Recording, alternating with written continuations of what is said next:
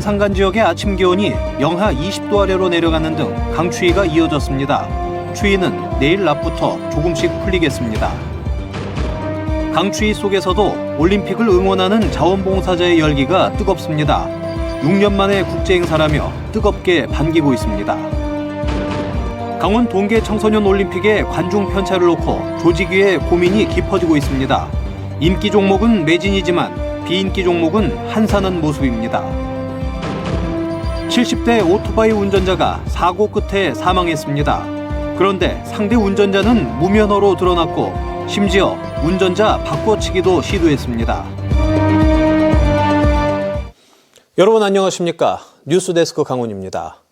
오늘 강원 산간의 아침 최저기온이 영하 20도 아래로 떨어지는 등 한파가 이어지고 있습니다. 강원지방기상청에 따르면 아침 최저기온은 향로봉 영하 24.1도, 대관령 영하 20.1도를 보였고 태백 영하 18.2, 속초 영하 12.1, 강릉 영하 12.4, 동해 영하 9.6, 춘천 영하 16.6, 원주 영하 11.7도로 나타났습니다. 낮에도 동해 영하 1.4도, 삼척 영하 1.6도, 강릉 영하 2.3도, 속초 영하 3.4도, 원주 영하 3.8도, 춘천 영하 3.9도로 전 지역이 영하권입니다. 내일 아침 최저기온은 영하 20에서 영하 8도로 춥겠지만 낮 기온은 영하 4도에서 영상 3도를 보여 추위는 조금씩 풀리겠습니다.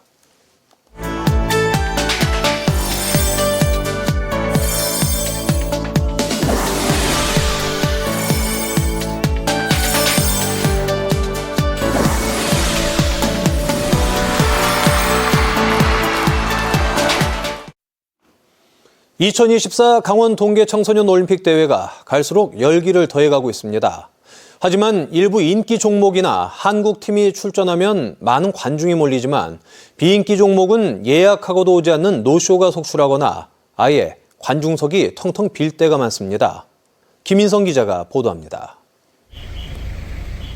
쇼트트랙 경기가 열린 강릉 아이스아레나 진입로가 차량으로 꽉 막혔습니다. 수많은 관람객들이 줄을 서 입장하고 경기장 안은 1층은 물론 2층까지 가득 찼습니다. 영하 10도를 넘나드는 강추위 속에서도 이번 대회 쇼트트랙 마지막 일정 혼성 계주 경기를 보려는 관중들의 열기가 뜨겁습니다. 우리나라 선수들이 가장 잘하는 종목이니까 우리나라 선수들 응원하고 싶어서 왔습니다. 정오부터 3대3 아이스하키 경기가 시작된 강릉 하키센터를 가봤습니다. 3대3 아이스하키 경기가 열리고 있는 강릉 하키센터 앞 광장입니다. 아이스 아레나와는 달리 경기장 주변은 한산하기만 합니다.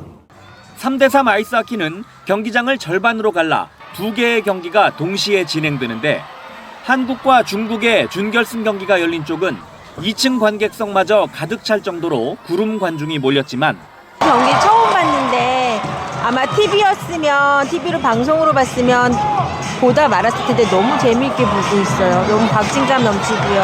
많은 사람들한테도 권해주고 싶어요. 너무 재미있네요. 다른 나라 팀들의 경기가 열린 쪽은 관중석이 많이 비었습니다. 비인기 종목인 컬링 경기 역시 외면 받긴 마찬가지입니다. 그렇다 보니 해외 관람객들조차 더 많은 관중이 찾아와 주길 희망했습니다. We wish there would be more fans for curling. There's not a lot of fans today, but we need a lot of people here to cheer for us. So come down to curling to see us. 특히 경기 관람이 무료인 만큼 예매를 해놓고 경기장을 찾지 않는 이른바 노쇼도 비인기 종목에 몰렸습니다. 현장 발권도 확대를 하고 그리고 관중 상황을 보아서 이미 마감된 경기도 티켓을 여는 등 이렇게 탄력적으로 운영하고 있습니다. 그리고 설상 경기 같은 경우에는 관중들이 예매를 하지 않고도 보실 수 있도록 관중석을 개방을 했습니다. 조직위원회는 현장 발권을 늘리고 비인기 종목의 홍보를 강화하기로 했습니다. MBC 뉴스 김인성입니다. 2024 강원 동계 청소년 올림픽이 대회 개막 엿새째입니다. 정선 하윤 리조트에서는 설상 경기가 한창 열리고 있는데요. 많은 지역 주민과 자원봉사자들이 성공적인 대회 운영을 위해 혹한의 날씨에도 열정을 쏟고 있습니다. 이준호 기자가 취재했습니다. 해발 고도 1,400m가 넘는 정선군 백운산의 봉우리에 자리한 하이원 스키장. 알파인 스키 국가대표인 강릉중앙고의 이현호 선수가 등장하자 응원 소리가 커집니다. 일부 관람객들은 선수의 별명인 짱돌을 외치기도 합니다. 짱돌 가자! 이현호 선수가 온몸을 좌우로 비틀며 눈 덮인 절벽을 재빠르게 질주합니다. 스키 경기가 열리는 이곳은 기온이 영하 10도 안팎까지 떨어졌는데요. 추운 날씨지만 선수들을 응원하는 열기는 뜨겁습니다. 전체 79명 가운데 28등으로 경기를 마친 이현호 선수는 많은 응원을 해준 정선 지역 주민들에게 고마움을 전합니다.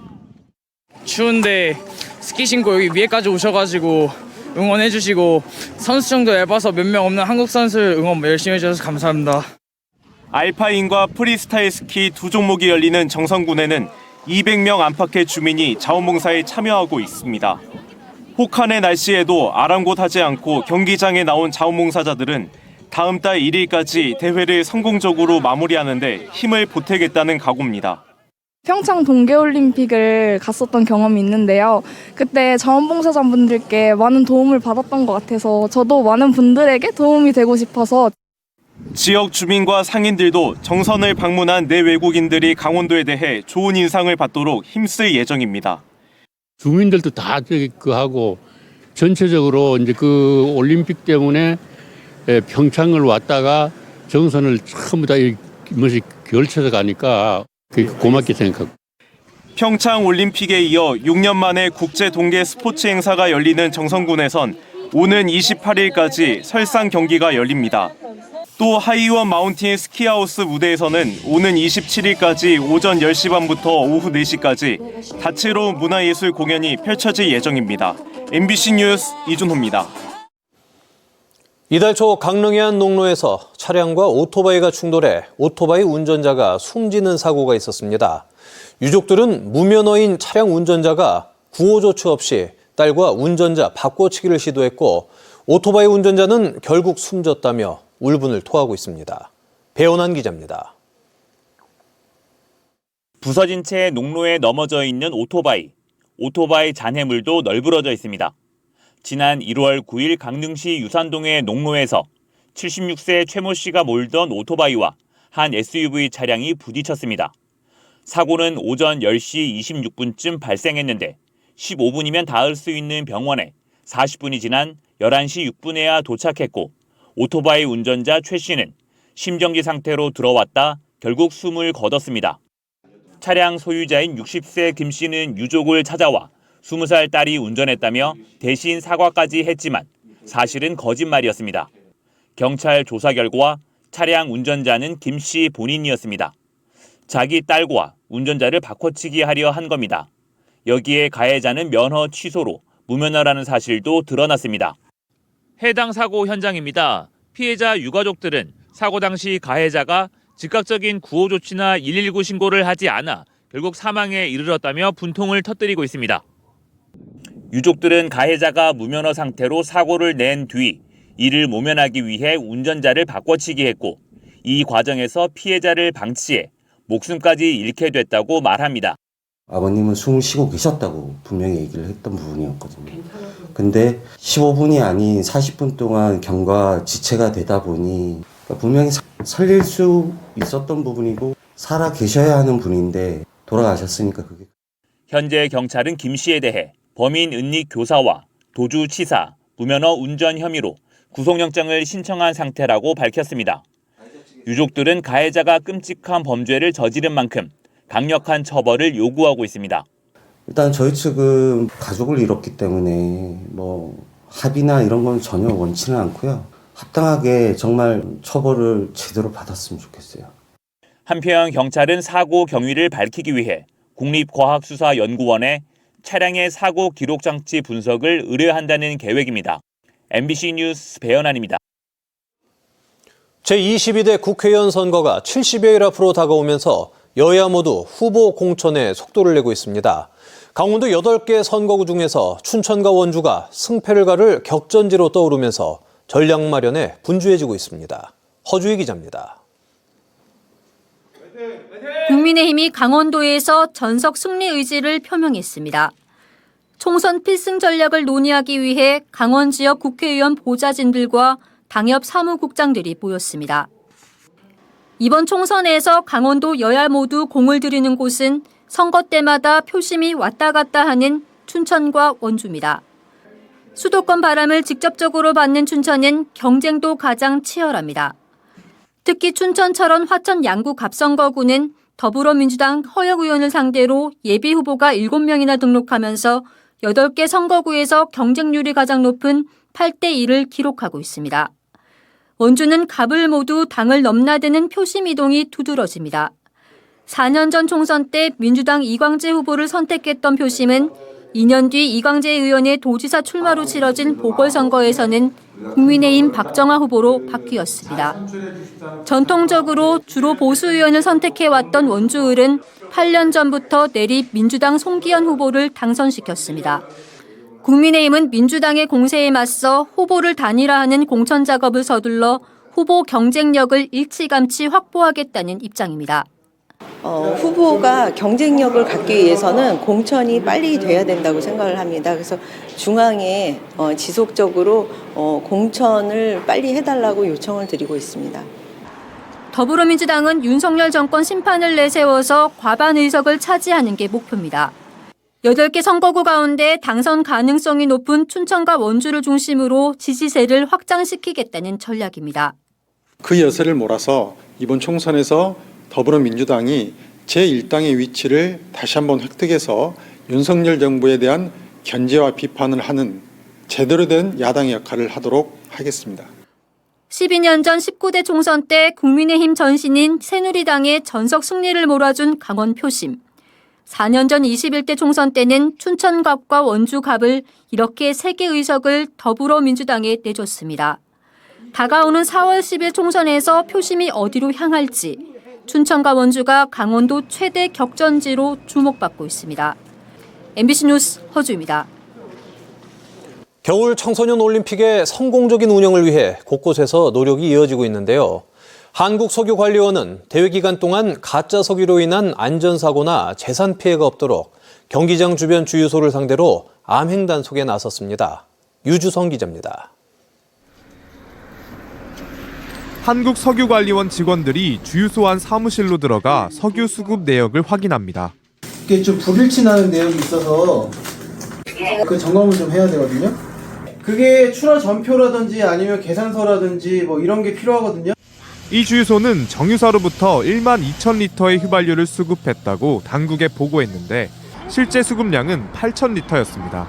과다 보고한 수급량만큼 품질 기준 이하의 가짜 석유를 몰래 들여와 판매할 가능성이 있어 당국에 적발됐습니다. 횡성의 또 다른 한 주유소.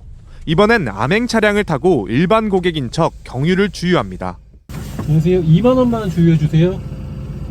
2만 원이요? 이렇게 주유한 휘발유와 경유는 따로 보관해뒀다가 검사 시료를 섞어 가짜 여부를 확인합니다. 당국은 이번 주부터 겨울 청소년 올림픽이 끝날 때까지 경기장 주변 주유소를 집중 점검합니다. 올해 들어 보름 만에 원주에서만 2건의 가짜 석유가 적발되면서 경계심이 높아졌고 겨울 청소년 올림픽 개최로 많은 인파가 몰리면서 가짜 석유로 인한 안전사고 위험이 높아진 데 따른 조치입니다.